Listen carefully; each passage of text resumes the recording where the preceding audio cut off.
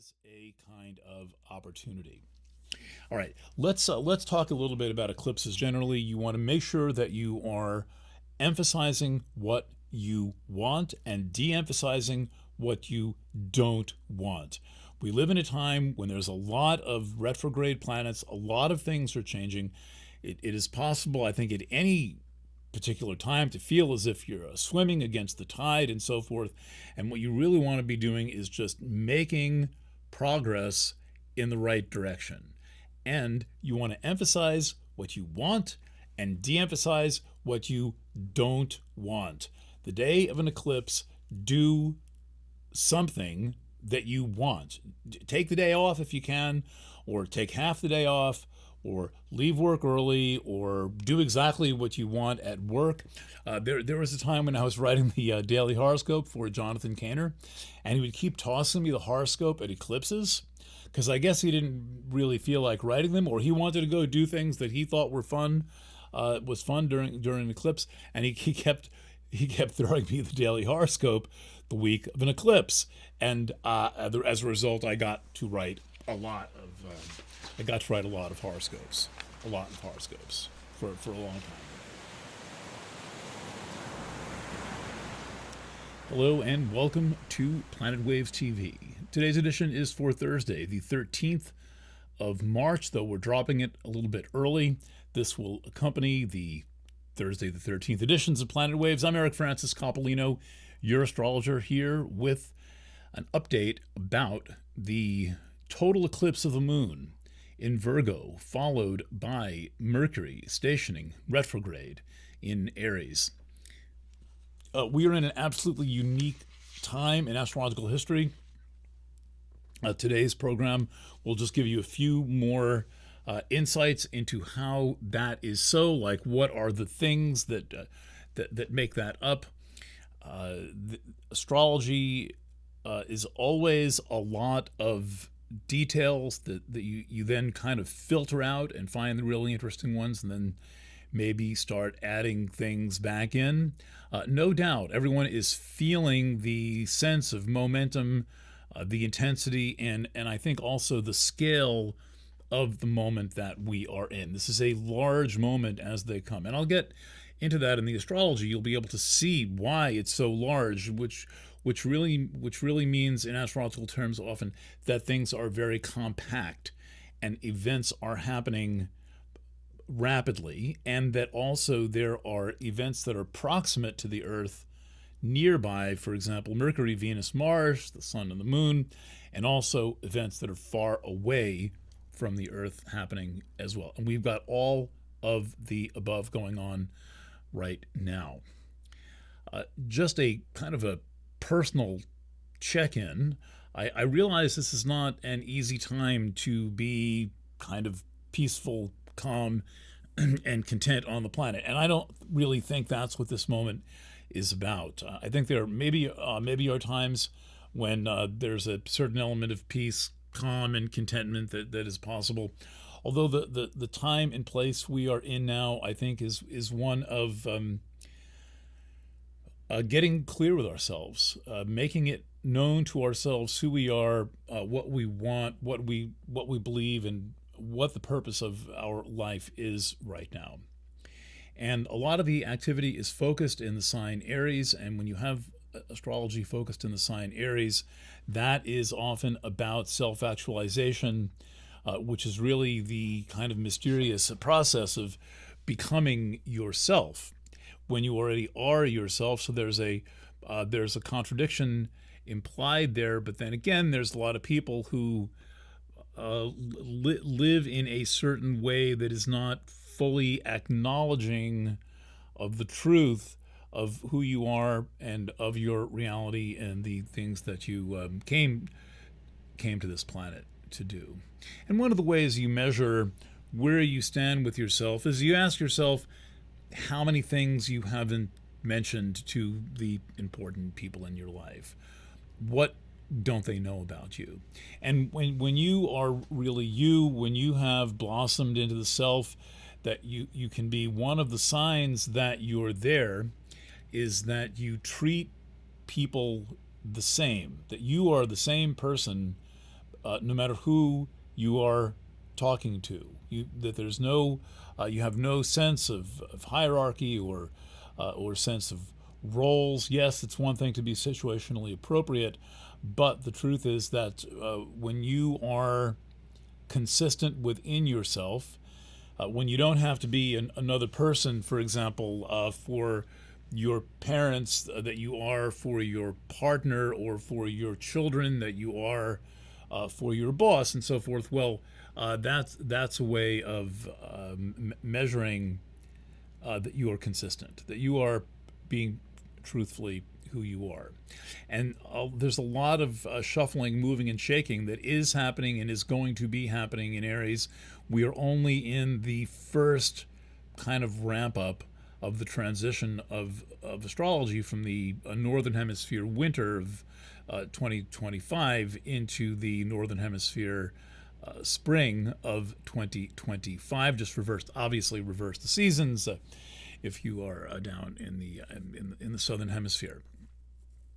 And so the list of things going on, I mean, just don't try to write this down, but in approximately the next little bit above 2 weeks, so we're starting with Venus retrograde, then there's a conjunction of Mercury and Venus, then there's a conjunction of the Sun and Saturn, then there's a solar eclipse, which is the moon opposite the sun in an exact opposition.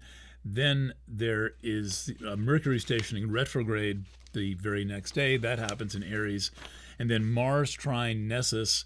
That's an important one, in my opinion, as somebody who studies the Centaur planets. Then the Sun goes into Aries. That's the equinox. Then Mars trines Chiron for the third and last time for this part of the cycle. Then the Moon and the Sun form a conjunction, which is a total solar eclipse, and that takes place on the 29th of March, a Saturday. That's it. This is here it is.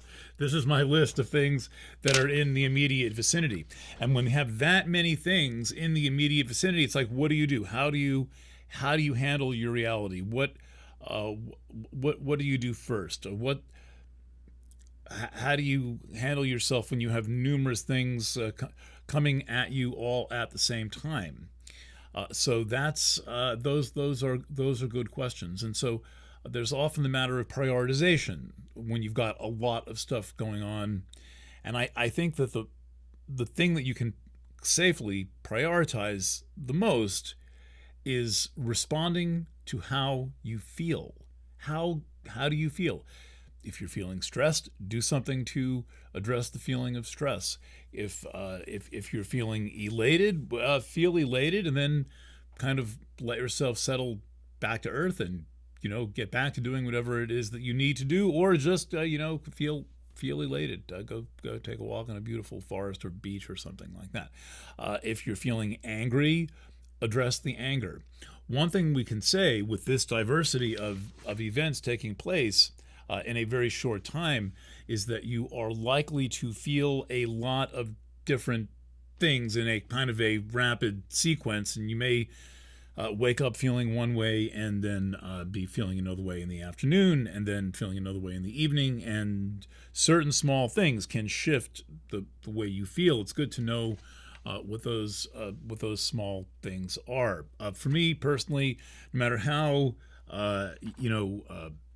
stressed out I may feel or unhappy about anything, if I spend about 2 minutes with a dog, I am much better. It's a very handy thing. And my next door neighbor in my apartment upstairs, I just got a beautiful kind of munchable little critter who I can visit anytime I want. So know the things that make you feel better. For some people, it's a cup of tea. For some people, it's going out for a coffee and a cupcake. For other people, it's a walk around the block. For other people, it's doing a crossword puzzle. For others, it's punching the bag for a while. So know what it is that that helps you feel better. And the reason for that is that when we're in this kaleidoscope, which is what we are in, when we're in this time when everything is moving around and shifting and changing constantly, you're going to have to be agile and address that. And also, stay a step ahead of yourself. We're talking about a forthcoming Mercury retrograde. That always means stay ahead of yourself, and keep a little extra money in your pocket. So, are we ready to go to the chart, or the first of the charts, and take a look at it?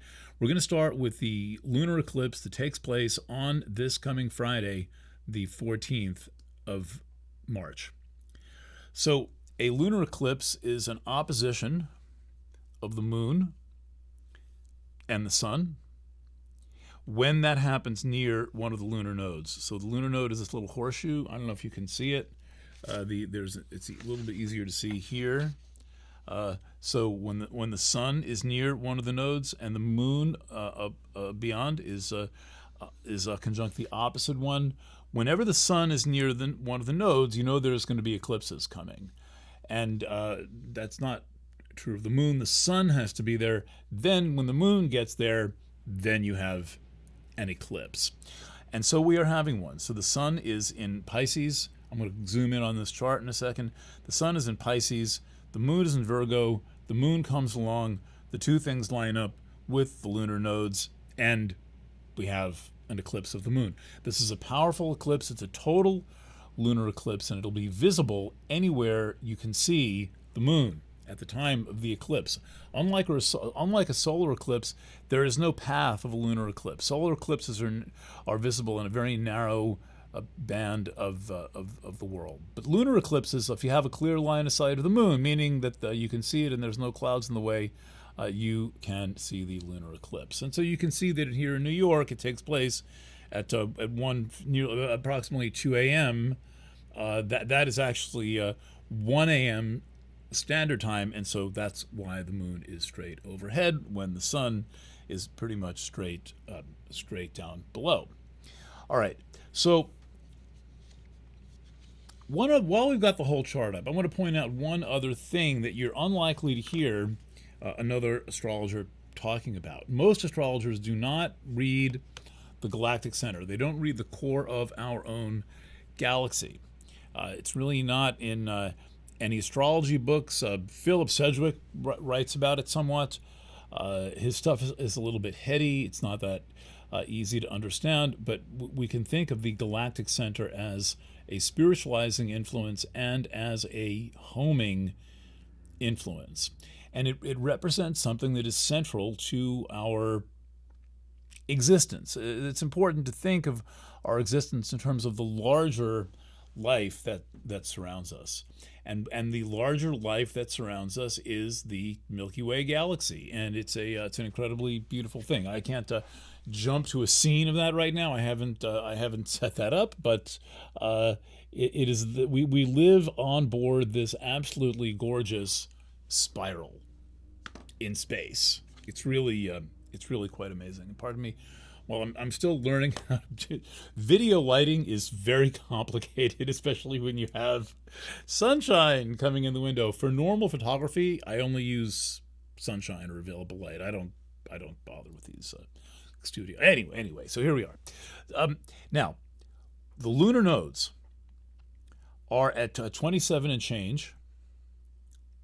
The lunar nodes, whether or not there's an eclipse present, the lunar nodes are their own thing. The lunar nodes are they're a point in space where the moon intersects with the ecliptic, and they function with or without an eclipse. But when there's an eclipse, they're especially potent. And the potent thing right now going on, you can't see it so well, is that's the letters GC. That's the core of the galaxy. And so at the time of this eclipse, the lunar nodes are exactly square the galaxy, or said another, well, the lunar nodes are moving fast. The galaxy is not moving at all. So the lunar nodes are making a square to the core of our galaxy, which is at about 2701 or something, a little bit more, 27 plus of Sagittarius. It fits perfectly that the galactic center is in Sagittarius, in my opinion. All right, so what that is saying is that the spiritual questions associated with the galactic center are the questions that are going to be coming up And the reason you can tell that they're coming up is because the lunar nodes are square the galactic center. Anything square the lunar nodes goes right to the top of the most notable, important things in any chart. So if you're reading your natal chart, if you're reading natal chart for someone else, if you're reading an event chart, square the nodes within a degree or so, but sometimes it can be more. But the closer the better. That's the most important thing to emphasize, to pay attention to. And that's what we've got right now. The thing is, the galactic center is subtle. The galactic center is sublime. The galactic center is easy to forget. It's easy to forget what it means. It is, as Sting said, there's a deeper world than this tugging at your hand. That is more the feeling of the galactic center than getting clocked on the head by something. So note that. And one property of the galactic center is having the solution to something or understanding something and then forgetting your understanding. And so that suggests that paying attention to what you're thinking and remembering and using one of these things and keeping a little notebook and writing things down is going to be helpful. And also the galactic center has kind of a dreamlike quality, and so therefore pay attention to that which you are dreaming and how you feel when you wake up. These are important facets of consciousness if you can get a hold of them, especially with eclipse activity involving Virgo and Pisces, this very dreamy kind of axis of the zodiac. All right, so now let's come in a little closer on the chart. See this part down here? I'm going to take this exact same chart without the lines drawn and just make it bigger. Now, you never read a chart in total. You always read facets of a chart. And so the process of the journey of reading a chart is that you are looking at it like a crystal from different facets. You ever do that? Like you hold a crystal out in the sun and you see different things when you turn it different ways. Well, the chart is a kind of a crystal. And in order to study the crystal, you have to look at a couple of different facets up close, and then you turn it different ways. So the first thing we're doing is we're bringing in, we're going to enlarge the sun side of the lunar eclipse. And now suddenly it's much more easy to see that in the background of everything we're talking about today is the Chiron Eris conjunction. Let me pull that over a little bit just so it's a little easier to see. We will not forget Ceres. The Chiron Eris conjunction. That is exact in May, then October, and then March. So there's going to be 3 of these. And I think that despite all the other things going on in the astrology, that's the one that is really driving everything. That's the thing coming out of the deep background that is not really very figurative. Neither of the planets are visible. This is the first time that we'll ever experience a conjunction of Chiron and Eris when both planets have already been discovered. The last one that happened in 1971, 1972, neither Chiron nor Eris had been discovered. So now they've been discovered, and now we're going to have this conjunction. So this is a factor in the background that over the next couple of months is going to gradually come into the foreground as Chiron works its way into the conjunction. And by the way, Chiron's moving faster. You know that because its orbit is 50 years, and Eris is 551 or something. And Chiron's number is lower, so you know that Chiron is going that way, and Eris is not really going too far, and so Chiron's going to show up and meet it. All right, also in conjunction news, we have Venus here at 7:45 Aries, and Mercury about to be retrograde. So the way you indicate that is SR, stationary retrograde.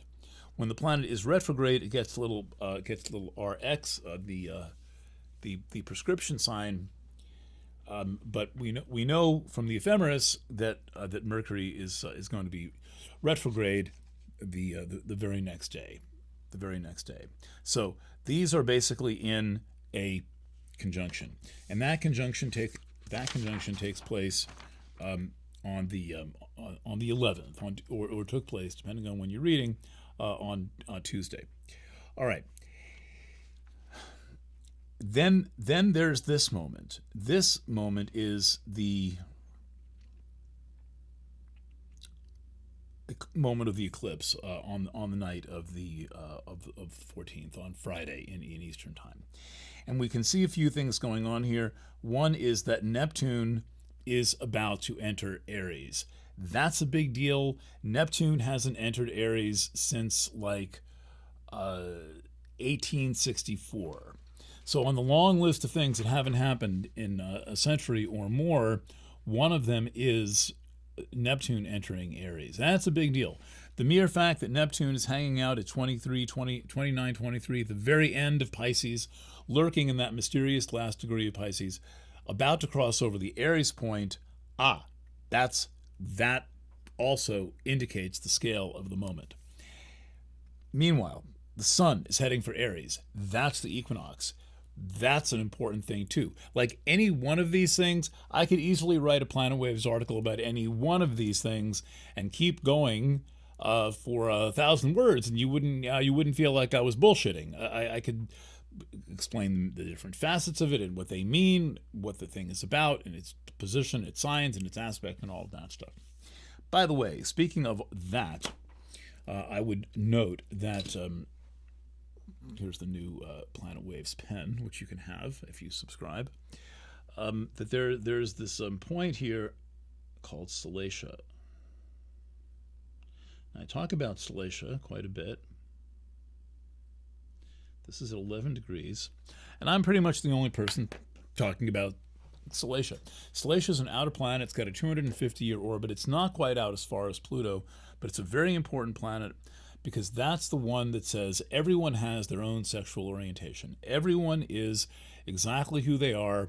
There is no LGBTQ. That's completely a political construction. Every single person is unique. Literally, actually, in actual fact, unique, like a fingerprint. We are all, in our own way, unicorns because there's only one of each of who we are, and that's one of the miracles of life on the planet.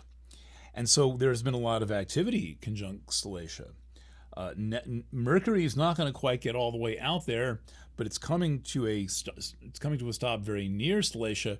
Venus was already out there. Its station, that was taking place in the second week of March. And so that's a lot of emphasis on Salacia. One of the things going on with Salacia here at, it's really here, and it's square this group that I'm calling the Family Hunger Games. I haven't put the official red marking there to indicate that we're in that's where the Family Hunger Games is. But this is about understanding. This is about understanding the ways in which your family pressured you, especially the ways in which they condition you to be a certain thing or not be a certain thing, particularly in terms of your sexual, emotional, and affectual orientation. This includes matters of how you express your masculinity and your femininity. There's a lot of problems in families where people unfairly and really abusively pressure the children to be a certain way and not be a certain way. And it's my proposition that this is going on just as much now in the enlightened 2020s as it was at any other time in history, only now the pressure is going in the opposite direction. South Park satirized that at least 15 years ago with Tweak and Craig, who weren't really gay, but a rumor started that they were gay, and then their family and all their friends and everyone started to congratulate them on how gay they are, and the Asian girls in the school who mysteriously appear for this episode are drawing pictures of Tweek and Craig kissing and hanging them on the side of the building, but they're not homosexual kids. They're not gay. So the pressure now is going from the other direction. You must be straight. I mean, my mother once told me that if I pierced my ears, she would throw me out of the house. I didn't understand what that was about. I didn't think there was anything gay about piercing my ear. All I knew is that I have an earlobe and I like to have an earring. But she was kind of acting out her homophobia, which she's got a fair amount of. You know, she's tolerant, but she's not really open. So maybe she's changed a little bit. So let's give her some credit. The old lady grew up. All right. So this is a hot topic now. It is. It's going to hot and be hotter because because it is, and B, because that's this Salacia square. Salacia. There it is. Salacia's here. Square out to Pholus and Quaoar is going to be going on for a while, and all these planets are going to retrograde, and they're going to be back. They're going to be back. All right, so let's zoom in on this and look at this and maybe one or two other charts. So one of the things going on when you have a lot of planets squeezed together is that they dance around and make a lot of conjunctions with each other. There's many meetings, as I'm not sure, as The Hobbit or The Lord of the Rings begins with many meetings. So there's many meetings going on, and that includes Venus and Mercury. It also is going to include Venus and Neptune, Mercury and Neptune, and then the Sun and Neptune, and then the Sun and Venus and the Sun and Mercury. They're all just shuffling around constantly. Each one of those is a contact point. Each one of those is a kind of opportunity. All right, let's talk a little bit about eclipses generally. I guess I could have begun with that, but with eclipses generally, you want to make sure that you are emphasizing what you want and de-emphasizing what you don't want. We live in a time when there's a lot of retrograde planets, a lot of things are changing. It is possible, I think, at any particular time to feel as if you're swimming against the tide and so forth. And what you really want to be doing is just making progress in the right direction. And you want to emphasize what you want and de-emphasize what you don't want. The day of an eclipse, do something that you want. Take the day off if you can, or take half the day off, or leave work early, or do exactly what you want at work. There was a time when I was writing the daily horoscope for Jonathan Caner, and he would keep tossing me the horoscope at eclipses, because I guess he didn't really feel like writing them, or he wanted to go do things that he thought were fun, during an eclipse, and he kept throwing me the daily horoscope the week of an eclipse, and as a result, I got to write a lot of horoscopes, for a long time in there. Okay, now this is all followed by Mercury stationing retrograde. So within hours after the eclipse, Mercury stations retrograde. Mercury retrograde is a very important review phase.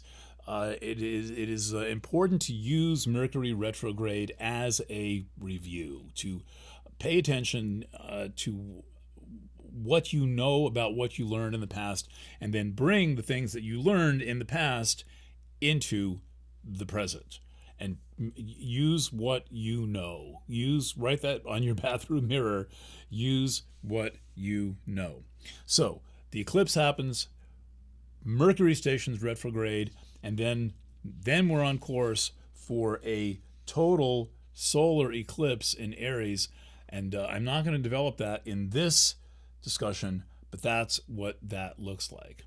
And the total solar eclipse is conjunct Salacia at 10 Aries 03. So we're having an eclipse conjunct Salacia, and the eclipse is then square the family Hunger Games cluster. I've written it into this chart a little bit more clearly, and then this highlights the pressure between who you are as an individual and who your family shaped you to be.